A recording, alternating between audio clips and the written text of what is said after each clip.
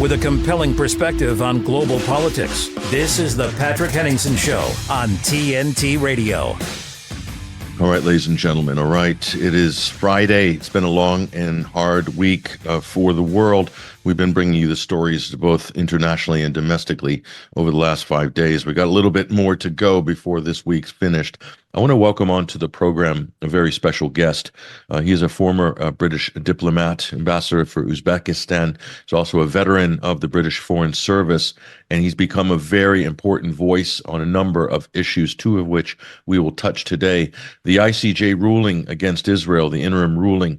We're going to talk to Craig Murray about this, as well as the plight of Julian Assange, who is a political prisoner in a UK maximum security prison at the moment in Belmarsh, southeast London.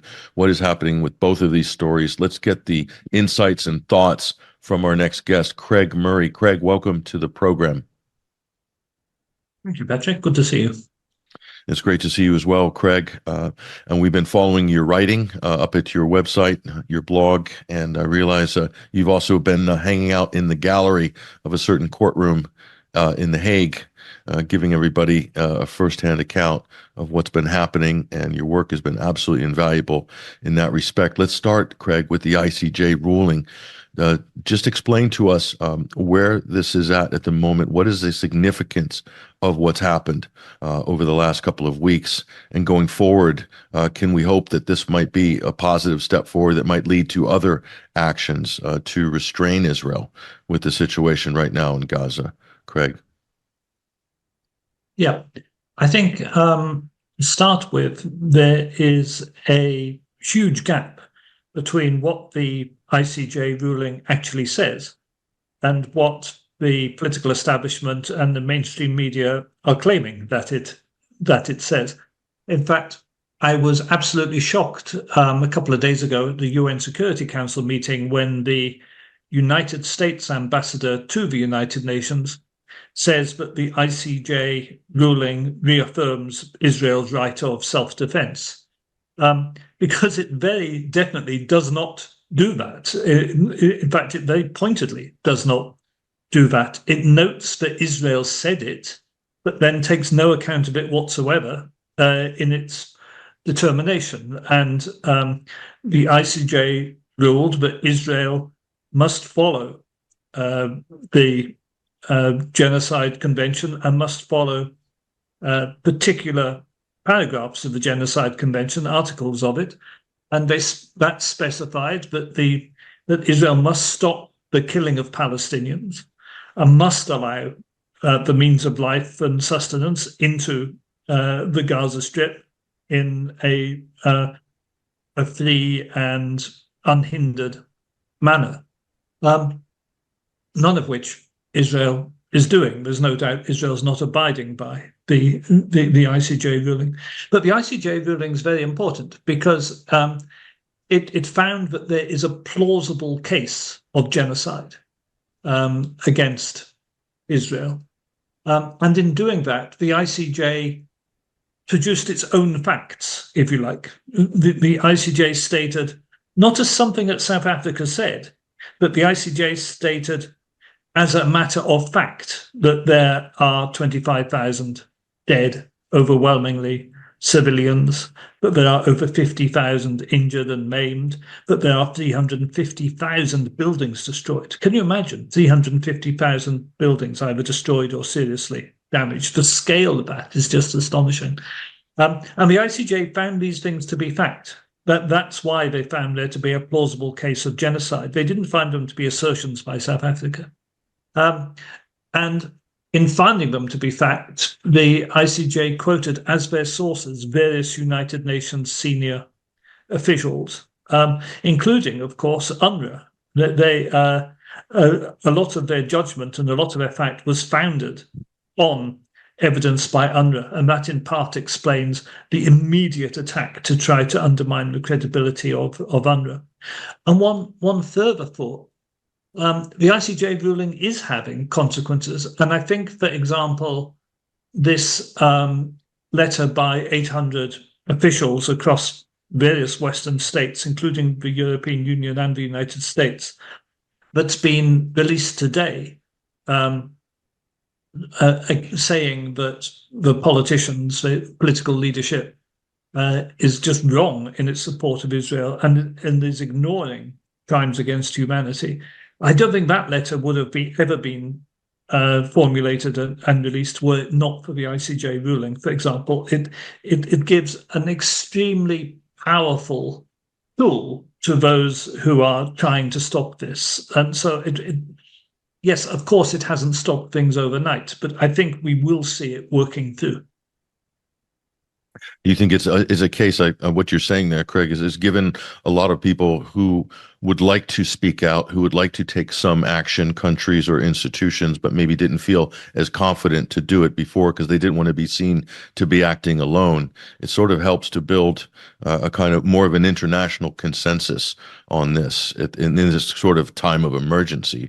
Really, that makes it very different from past UN resolutions, which many have been passed against Israel, but none has taken really any effect in terms of direct action. But now countries are considering sanctions. All sorts of things are possible going forward. Do you see other major powers possibly shifting their policy with Israel? Because everyone jumped behind Israel on October 7th. A lot of the European countries, of course, EU. Do you see some breakages, some fissures in that coalition? I mean, there are splits already. In Europe, for example, you have Spain saying it is going to double its contribution to UNRWA and speaking out against the suspension of funds to UNRWA. You have Ireland and Norway, various other countries taking quite a strong pro-Palestinian view. Switzerland was very strong at the Security Council on the Palestinian side. So you no longer have a united Western Front. You have the Foreign Minister of Norway warning countries that they may be guilty of complicity in genocide if they continue to ship weapons to Israel. And that's the Prime Minister of Norway. Sorry, the Foreign Minister of Norway. So there are fissures opening up. There's no doubt about that. But throughout this, there's been a huge gap between the popular feeling and the views of the political class. The political class, as you say, had no hesitation whatsoever in giving 100% backing to Israel. And that's, it's partly for reasons of ideology, but it's mainly because they're bought. And the leadership of all the main political parties has been funded by, in almost all major Western countries, has been heavily funded by the Zionist lobby for exactly this kind of emergency for years and years. And all that money is talking. And really, the gulf between the people, popular opinion has shifted enormously. Popular opinion, even in the United States, where I didn't think it would ever be possible to really change popular opinion on Israel, because there have been decades and decades of propaganda, of extreme propaganda.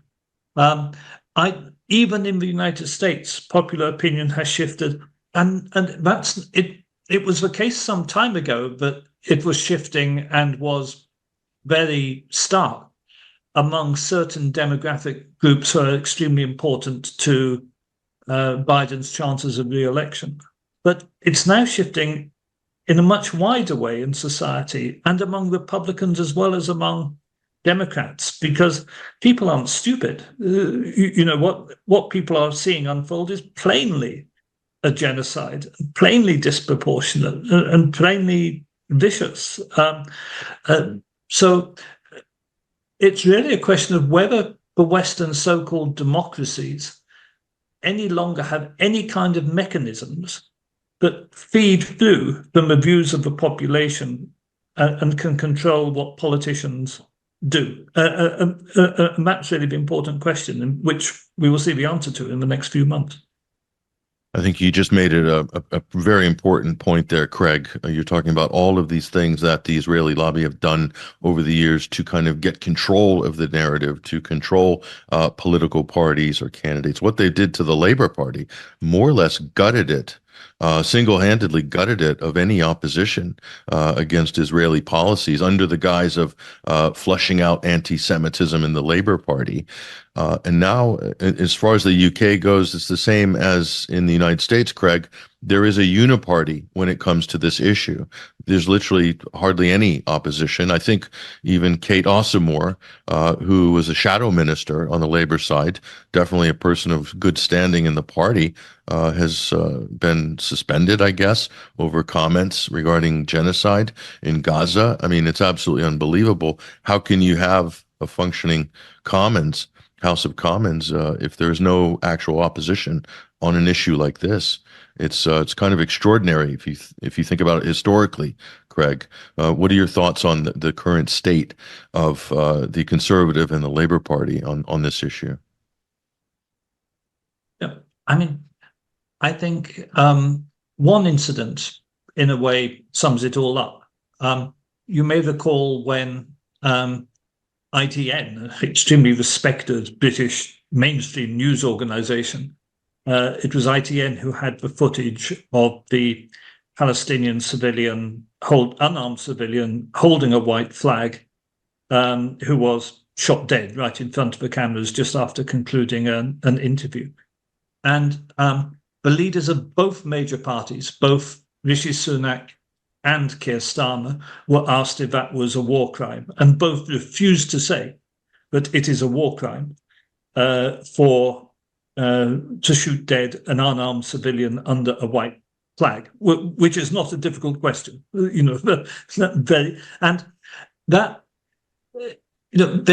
these people are bought and paid for to the extent there is no shame or humiliation that they are not prepared to undergo to support Israel. We saw the White House spokesman refusing to say that it was a crime to shoot hospital patients, comatose hospital patients, in the head, in their beds, while you're disguised as a doctor. And again, there just is no doubt whatsoever. It's like saying, is it a crime to rape a woman and strangle her and stab her to death? Well, yes, it's a crime. Saying it is a crime is the start. It doesn't impute agency or doesn't say who did it, but to deny it is a crime at all is utterly ludicrous, and that's the position the political leadership have got themselves into. And on the other hand, you have Donald Trump, who appears to be likely to be the opposition candidate for American president, to use the UK terminology for it. Equally, I saw making speech yesterday giving full backing to Israel. So who do you vote for? And you can vote for Cornel West or Jill Stein, who are both wonderful human beings. And I would urge everyone to do that. But it's not actually going to affect the result of the elections. No, this is a huge problem right now. And Craig, there's also a problem of confidence and credibility. And we see, and you've probably witnessed to this, I'm sure you've had firsthand experience, the state constantly saying that any negative reporting about its foreign policy is either Russian disinformation or is undermining confidence in our democracy, and so forth. And here we have a perfect example, as you just outlined, Craig, where government is defending an indefensible policy. I can't think of a better thing that would undermine the confidence in institutions or the way the mainstream press has been reporting on this. Take the BBC or CNN, for example, the situation in Gaza. So this gulf is increasing, and we're seeing a detachment, if you will, which you alluded to earlier, Craig. I think there's a big crisis here. How do you think the state will react to this increasing gap? And how will the public react to it? Because certainly it means that maybe more independent candidates need to be mobilized to run for office, or how would you sort of outline this problem, and what are some possible solutions? Yeah, I think one amusing aspect was one senior member of the political class, let me put it that way, Nancy Pelosi, was filmed the last couple of days, firstly saying that all pro-Palestinian demonstrators are paid by Russia, and then the next day saying that they're all paid by China. Obviously neither being true, but I think that in a way is a symptom of the fact that the political class just can't understand they are being challenged. They can't get it into their heads that ordinary people don't buy their bullshit anymore. They just don't. There are vast swathes of people out there who just aren't prepared to accept that black is white. And it is a challenge to the political class. Also, I think they are a bit shocked because they were, as I say, bought and paid for. They all swung automatically into action on the 8th of October, coming in entirely behind Netanyahu, giving everything he wanted, sending money, sending weapons, sending everything. I don't think at that stage, to be fair, I don't think they expected a massive genocide to unfold in which they are complicit. It then has unfolded. They've discovered that they have no means of controlling what they created, and that Netanyahu laughs at their admonitions. They are trapped. They're trapped behind a policy they committed to. They are already guilty of complicity in genocide, so they can't back down from pretending it's not happening.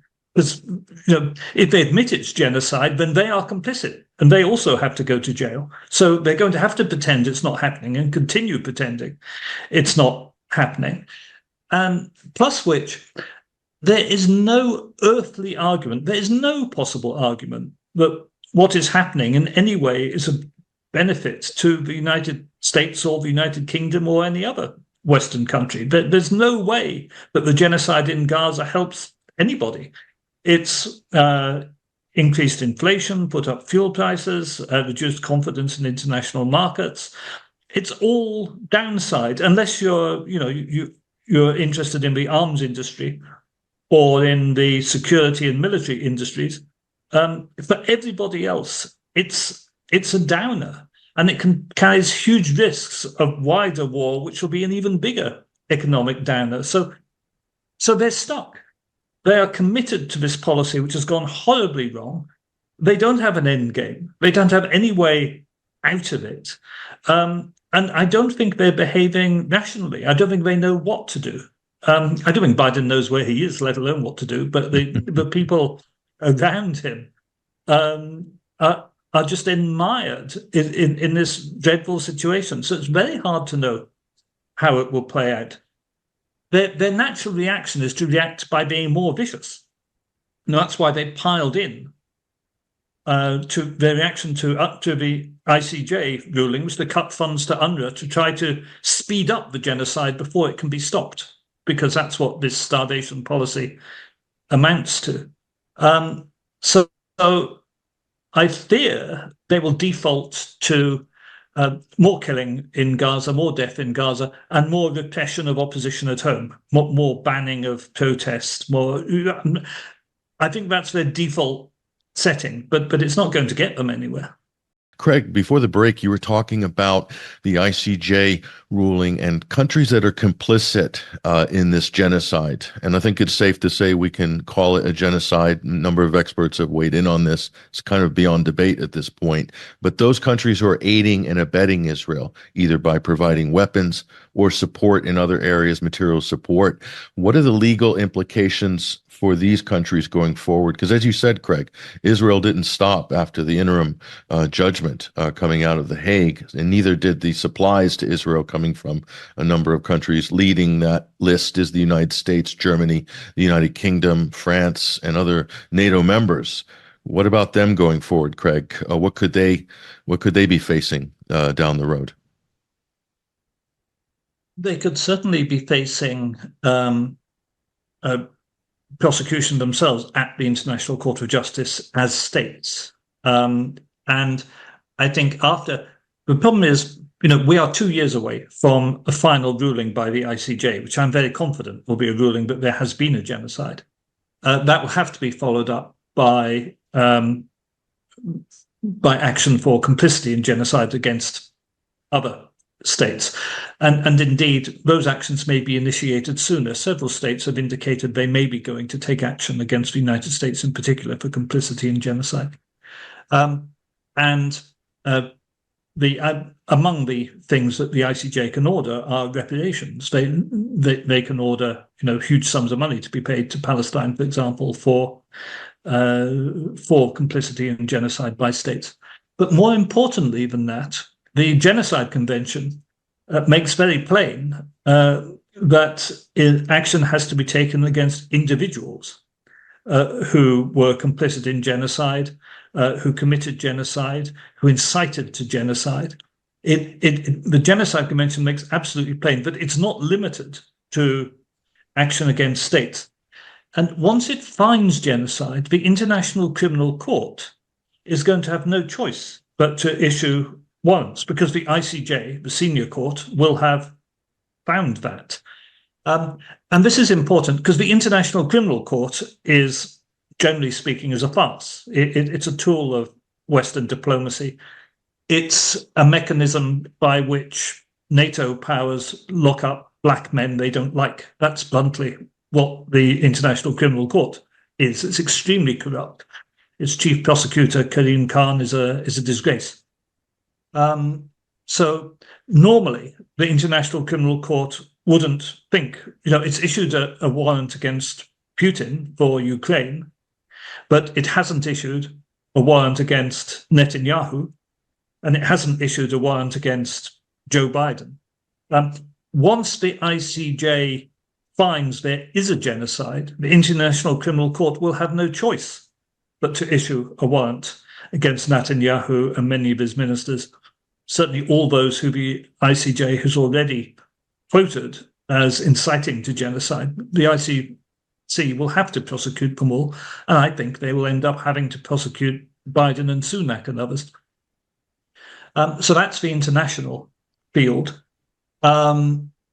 They may feel they can escape that, but simply by staying out of the clutches of the International Criminal Court. The United States, for example, doesn't allow its nationals to be prosecuted, and has even threatened violence against the International Criminal Court in the past, should it prosecute any of its nationals. But the crime of genocide is also a crime in domestic law in many countries.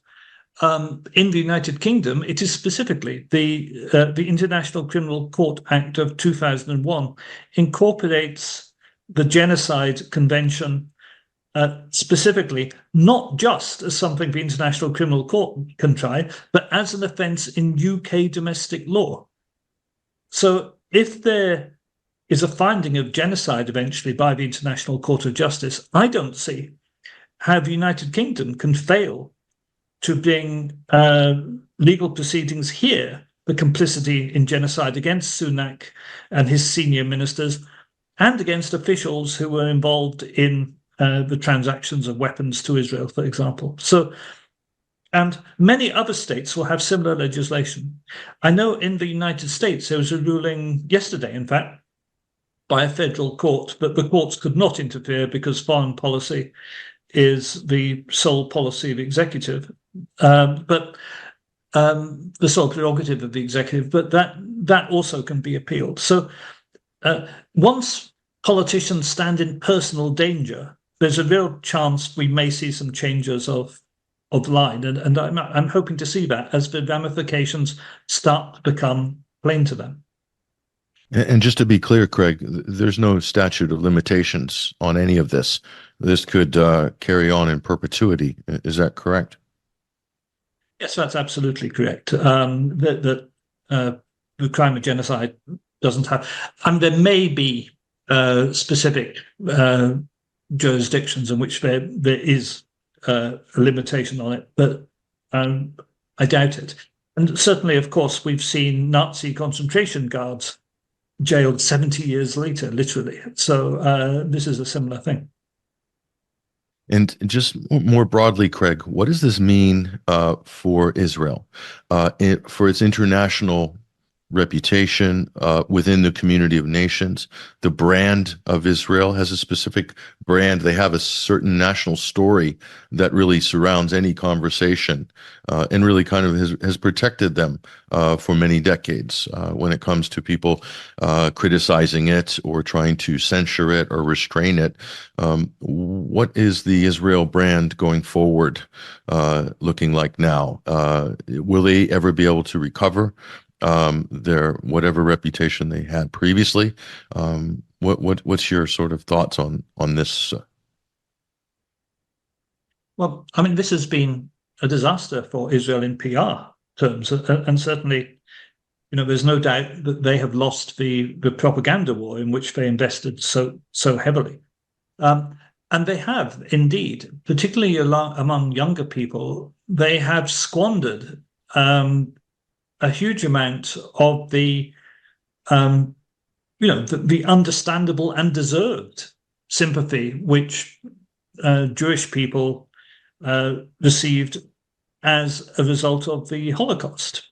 The founding of the State of Israel was itself a crime, albeit a crime sanctioned by the United Nations, but it was founded on the ethnic cleansing of Arabs to make way. And that only became possible because of the terrible event of the Holocaust, where so many millions of Jews were exterminated. So they were given leeway to ethnically cleanse a home for themselves, and even they were excused terrible crimes that went along with that, including crimes like sinking the USS Liberty. They were given a free pass for long, and I think that has disappeared now. I think they have managed to lose that sympathy, which is extraordinary when you think about it, given how deserved that sympathy was, if you like. And also, there's something more intangible than that. They made Israel appear to be, their propaganda always was that Israel is an outpost of Western liberal culture in a sea of alien culture in the Middle East. A culture which was liberal and inclusive and left-wing, kind of a bit socialist, kibbutzi. And I think that's disappeared forever because the people who have been dominating our television screens have plainly nothing whatsoever to do with Western liberal culture. They come over as genocidal, racist thugs, a great many of them from areas of the former Soviet Union. So I think that attempt to link Israel to the Western liberal tradition has been severed forever. And it's also in the United States, the line is for Israel, the defense is that they're upholding our Western democratic values in a very hostile Arab Middle East. And without Israel there, we could have those Arabs coming over here to fight us or carry out terrorist attacks and so forth. That's more or less the boiled down rhetoric you get in the U.S. Congress and Senate on this. So Western values and Western history shows Europe has a very violent past. Of course, it seems to have been exported in this case to the Middle East. sadly, Craig. Have you any thoughts on the recent ceasefire negotiations, which are happening in Qatar? Do you think we are close to some sort of an agreement here? And if so, is it something that could hold? Your thoughts on this, Craig? As I said earlier, I think the West has managed to paint itself into a complete dead end with a policy which has no possible good outcomes and is going nowhere. So they will be putting huge pressure on the Israelis to declare victory and leave and stop. And the outlines of the supposed ceasefire agreement on the table are a very long pause of 30 to 45 days, which may turn into a permanent pause in the fighting. A release of all hostages in exchange for a massive release of Palestinian prisoners, release of thousands of Palestinian prisoners. And this is an effort by Israel to claw back somehow some pretense of victory, but it's very difficult to say where that goes. Israel cannot be trusted to stick by any provisions on aid going into Gaza. Israel appears to be insisting still on a situation where Hamas is removed from all government positions in Gaza, in a situation where they have managed to massively increase support for Hamas in Gaza. So you are insisting on people that the population do not support being put in power, plus of which, of course, is at this stage all the seasoned administrators of things like the schools and the health system and the infrastructure. These are all Hamas members, because Hamas, of course, is a government, even if it's designated as a terrorist organization. So it seems to me that in a sense, the offer is more generous than might be expected from the Israeli side. They're offering a much longer ceasefire than anyone expected, and they're offering many more prisoners released than anyone expected, because they're desperate to get out of it. But where it leaves them, in terms of their ultimate aims, is very difficult to understand. And we don't really know what else they are insisting on within the ceasefire negotiations. We're getting a very partial briefing from United States-controlled Qatari authorities. And a lot of this is propaganda to make it look like it's Hamas who are continuing the war. That's my view of it.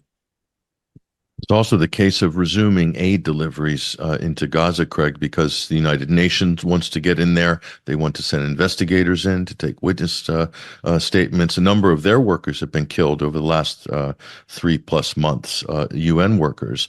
So resuming aid and bringing more, say, Western people will flood into Gaza.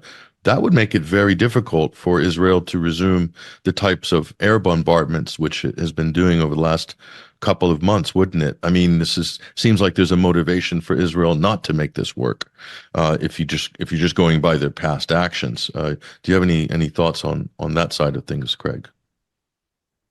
I think that's undoubtedly true. Israel's stance is schizophrenic, but they, for example, on the ICJ, on the one hand, they claimed and had the Western media put out that they won, in some sense, the verdict at the ICJ. On the other hand, they denounced the ICJ as being anti-Semitic, as the United Nations is anti-Semitic, the World Health Organization is anti-Semitic, Oxfam is anti-Semitic, Save the Children is anti-Semitic. And I think here again, they're playing, a double game. And I'm skeptical of the ceasefire negotiations. I think that this is really material for their report to the International Court of Justice on how hard they were trying to implement the ruling and how it was those nasty Hamas people who blocked it and wouldn't help them. But that's my feeling. I think this is more propaganda than real.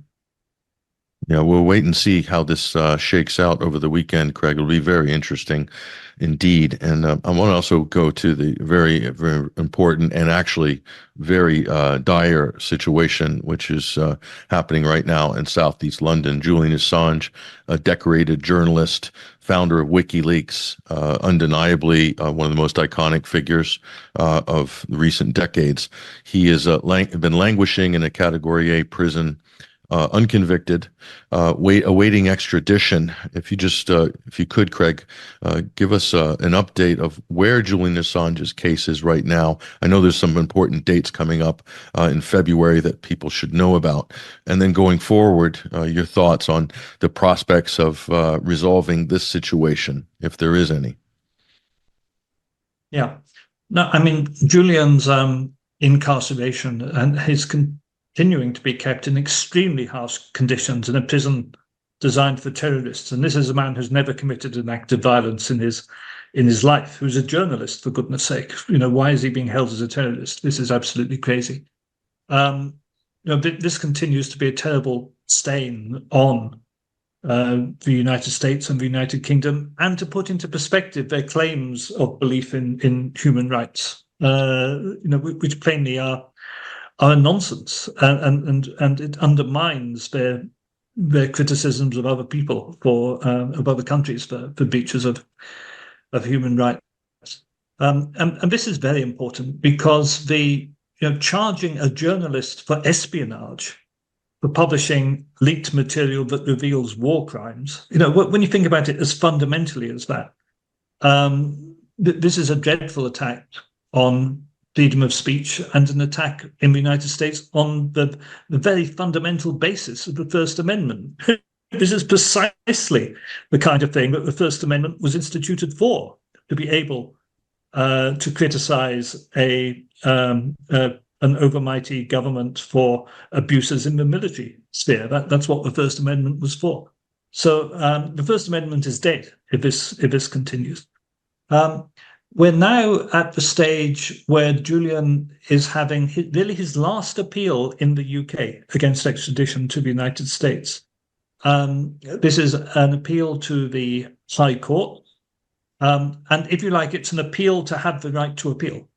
It's an appeal which will last 2 days, on the 20th and 21st of February, and which will go through the major grounds for his not being extradited.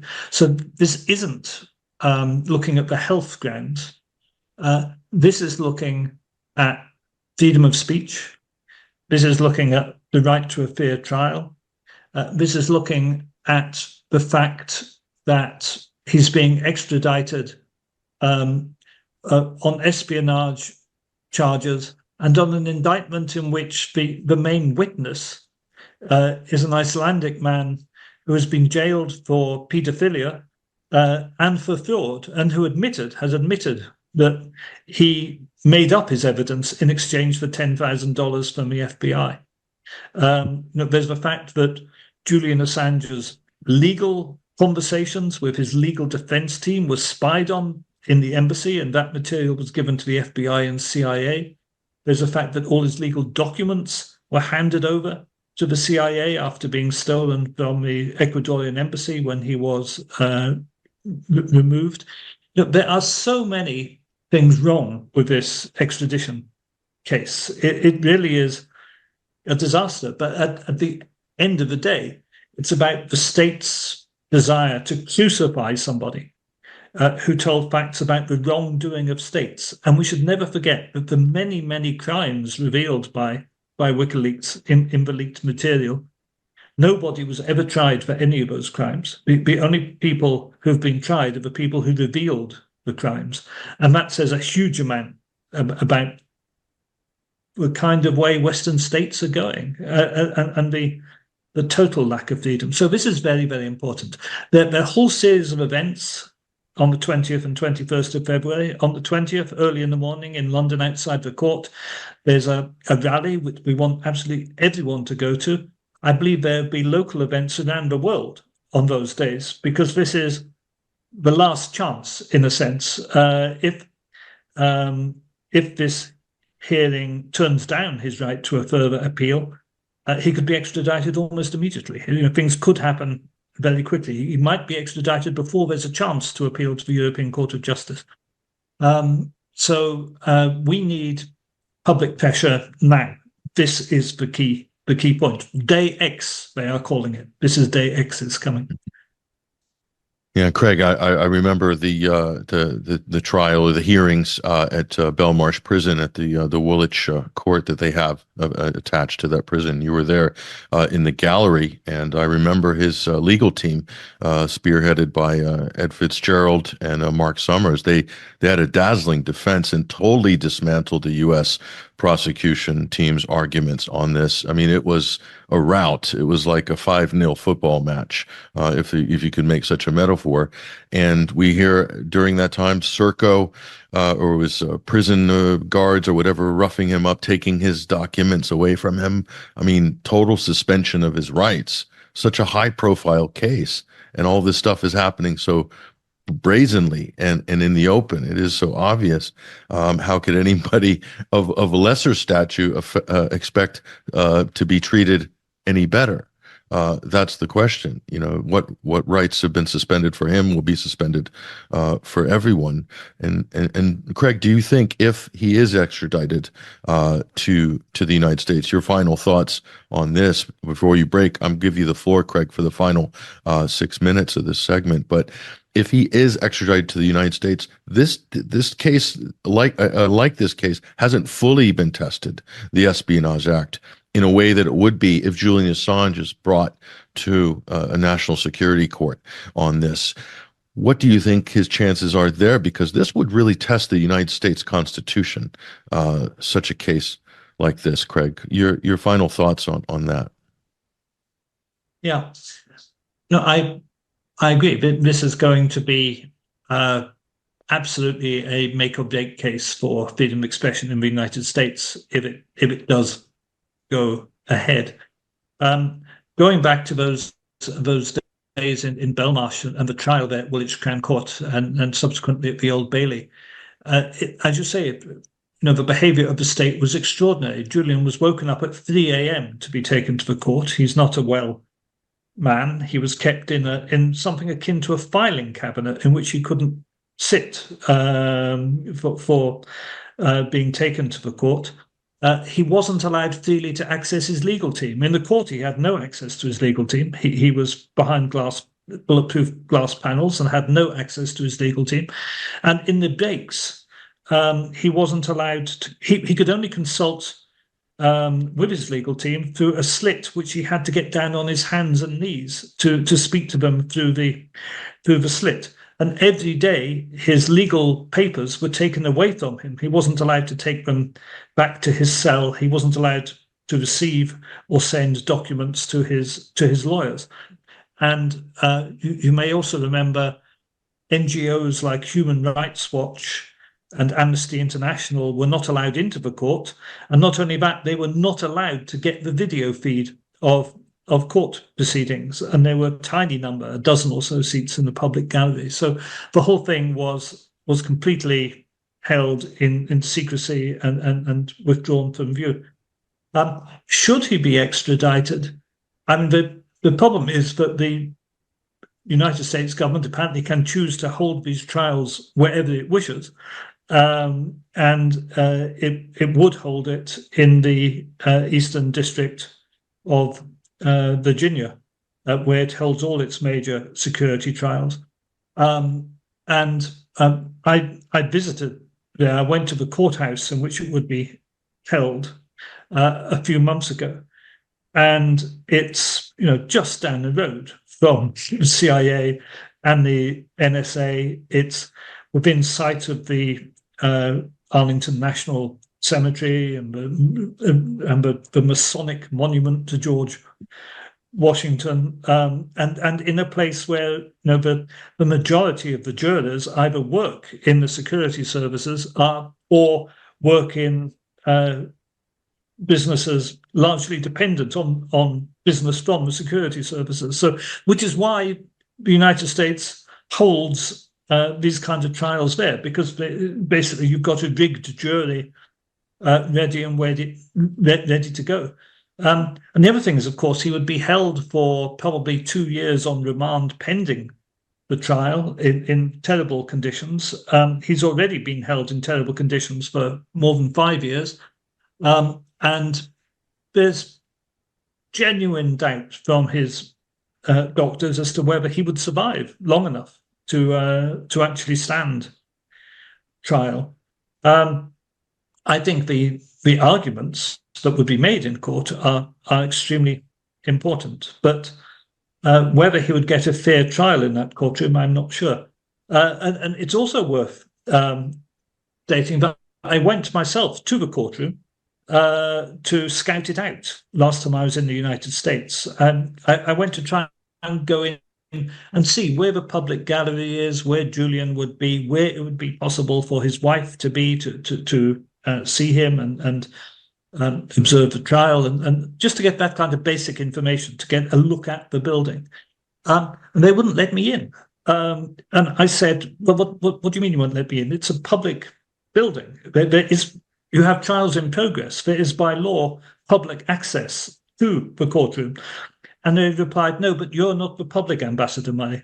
And the interesting thing is, although I had told them my name, I had not used the title ambassador. They plainly knew who I was, and I believe they knew I was coming, which gives you some indication of the extent of the surveillance state's interest in this case. I never was allowed into the courtroom.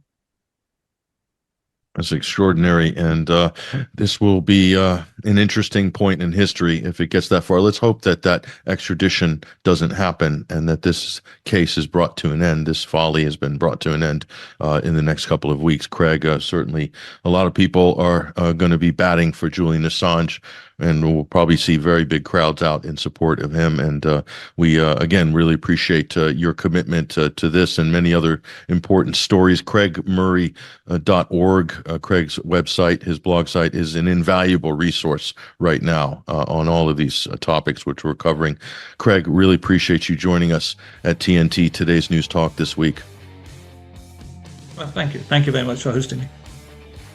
There he goes, ladies and gentlemen. Follow Craig. We'll drop his website in the TNT chat community. We have 200 people in the chat room right now, over 200.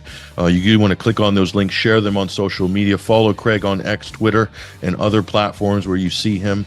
And listen, we're going to have a top-of-the-hour news headline break coming up. And when we come back, the controversy continues. We'll touch base with Ryan Christian from Last American Vagabond to talk about some important stories, some legal stories as well involving the United States, Russia, and the Uyghurs in Western China. All this and more, as well as Matthew Russell Lee, our legal correspondent, coming up in just a few minutes. Stay with us for hour number 2.